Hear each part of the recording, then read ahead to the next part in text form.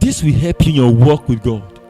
When Jesus spoke on fasting, he used the word when, meaning fasting is a scheduled, expected part of the Christian life.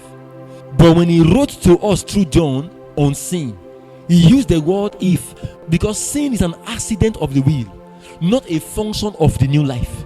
For example, the existence of a parachute doesn't mean the pilot is supposed to crash. In fact, the manual is written so that the pilot won't crash. He had to use the word if because by Jesus' death, he destroyed the enslaving power of sin in you.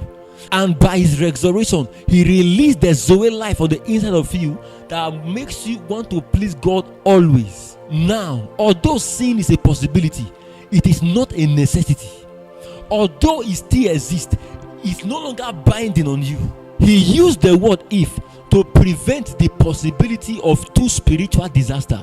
The first one is to prevent assumption, where believers say, I can sin all I want.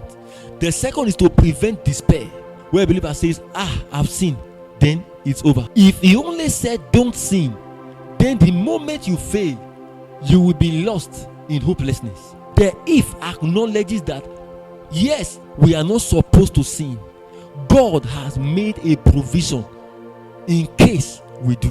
By using that if, God is saying, I'm aware that you live in a broken world, but make up your mind not to make the crash the plan.